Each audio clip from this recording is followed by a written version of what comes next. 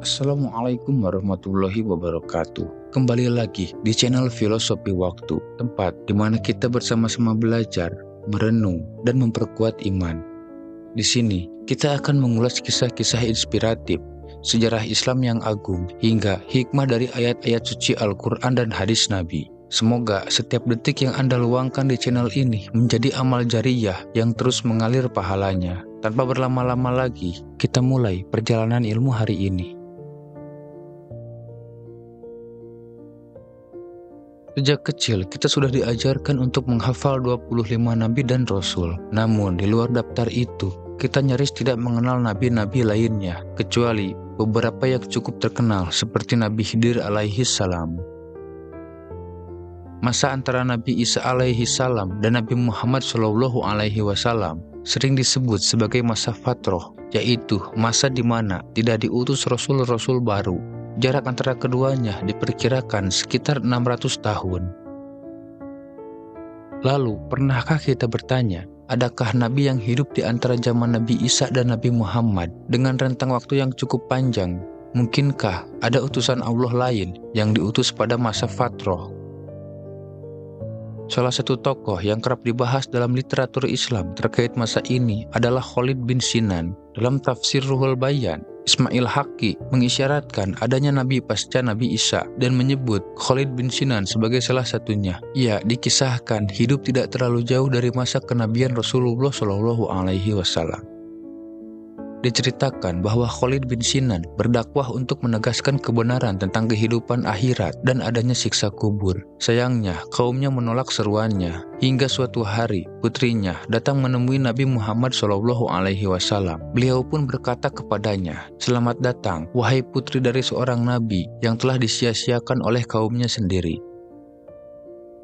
As-Suyuti menyebut bahwa hadis ini tercantum dalam kitab Imla, yaitu catatan hasil dikte dari Abdur Razak. Hadis tersebut diriwayatkan secara mursal dari Sa'id bin Jubair dengan sanad yang terdiri dari para perawi yang kredibel dan terpercaya. Namun demikian, Az-Zahabi sebagaimana dikutip oleh As-Suyuti menilai bahwa hadis ini tidak sahih. Alasannya, terdapat kontradiksi dengan hadis-hadis sahih lainnya yang secara tegas menolak kehadiran Nabi di antara Isa dan Muhammad SAW. Pandangan serupa juga disampaikan oleh Ibnu Katsir dalam tafsirnya. Ia menolak keberadaan Nabi yang diutus setelah Isa alaihi salam, termasuk sosok yang disebut Khalid bin Sinan. Penolakan ini didasarkan pada konteks sejarah saat itu, di mana setelah masa Nabi Isa alaihi salam, umat manusia berada dalam kondisi kehilangan arah dan paganisme menyebar luas. Oleh karena itu, diutusnya Nabi Muhammad SAW menjadi rahmat dan anugerah besar bagi umat manusia.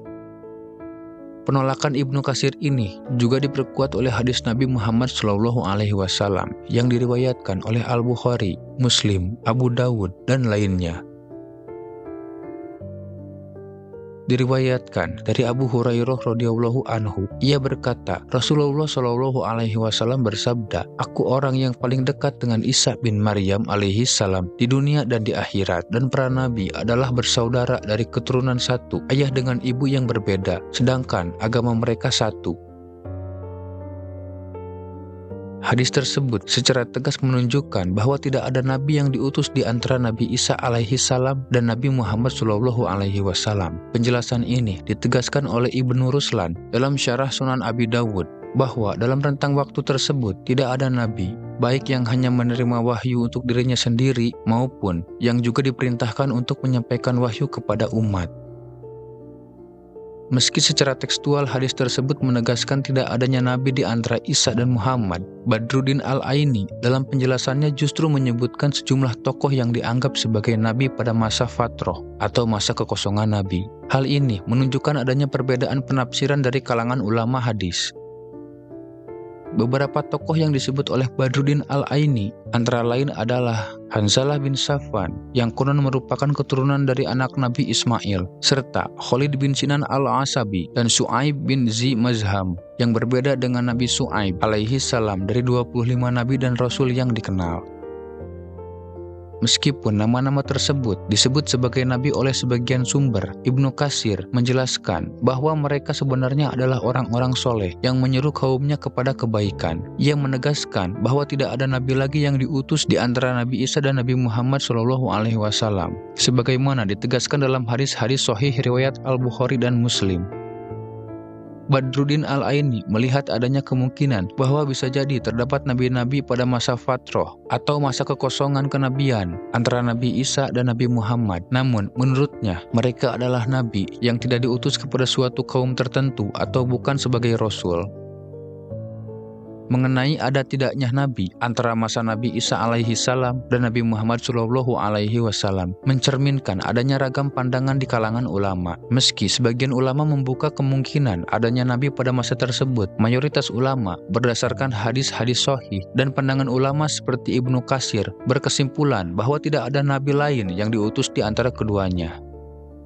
Tokoh-tokoh seperti Khalid bin Sinan memang disebutkan dalam beberapa literatur, namun pada umumnya mereka lebih dipandang sebagai orang soleh, bukan sebagai nabi yang membawa risalah. Pada akhirnya, mayoritas ulama sepakat bahwa Nabi Muhammad SAW adalah penutup para nabi, pembawa risalah terakhir, dan rahmat bagi seluruh alam. Wallahu a'lam.